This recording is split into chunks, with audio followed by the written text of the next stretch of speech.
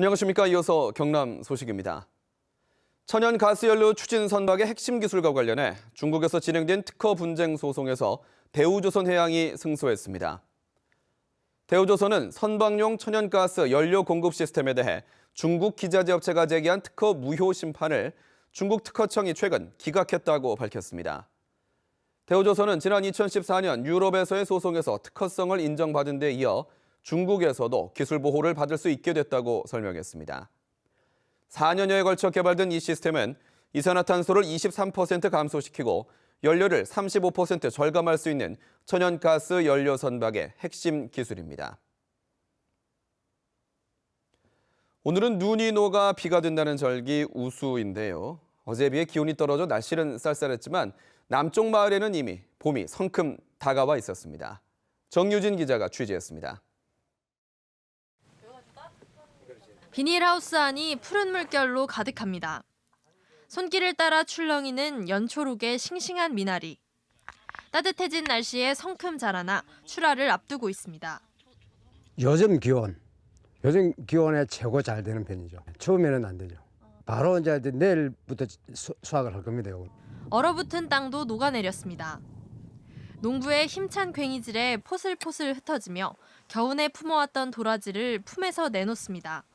지난주에는 저거 보이지만 얼어가지고 딱 덮어놓고 못 했거든. 네. 이번 주에 오니까 이제 다 녹았네. 오늘은 차가운 눈과 얼음이 비가 되어 내린다는 우수. 반짝 추위가 찾아왔지만 오리 가족은 한낮에 햇살이 부서지는 강물 위에서 봄 기운을 만끽합니다. 봄 기운을 누구보다 빨리 알아챈 건 꽃나무들입니다. 아직은 쌀쌀한 날씨에도 불구하고 이렇게 남쪽 마을에는 봄을 알리는 매화가 꽃망울을 터뜨렸습니다.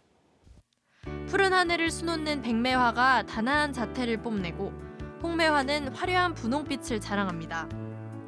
개나리보다 먼저 피는 영춘화도 풀숲 사이에서 별처럼 빛나며 봄 소식을 전합니다. 어제보다는 차가웠던 날씨. 하지만 봄은 어느새 성큼 우리 곁에 다가와 있었습니다. KBS 뉴스 정유진입니다. 지난달 경남 지역의 실업률이 늘어난 가운데 고용률이 석 달 연속 하락했습니다. 동남지방통계청은 지난달 경남 지역 고용률은 58.9%로 지난해 12월보다 1.5%포인트 하락했다고 밝혔습니다. 이 같은 고용률은 지난해 11월 61%를 기록한 뒤 지난해 12월 60.4%에 이어 석 달 연속 하락한 결과입니다. 통계청은 조선업 구조조정의 여파가 계속 이어지는 것으로 분석했습니다. 오늘 새벽 0시 반쯤 창원시 마산 하포구 국도 2호선 봉암교차로 부근에서 운행하던 승용차에 불이 났습니다. 이 불로 승용차가 완전히 불어타 소방서 추산 2천만 원의 재산 피해가 났습니다. 경찰은 담뱃불이 뒷좌석 시트에 옮겨 붙은 것으로 보고 정확한 화재 원인을 조사하고 있습니다. 창녕군이 따오기 야생 방사를 앞두고 울음소리를 이용한 소통 방식을 연구하고 있습니다. 창녕군은 따오기 울음소리를 연구해 특정 울음소리와 행동과의 관계를 분석하고 있다고 밝혔습니다.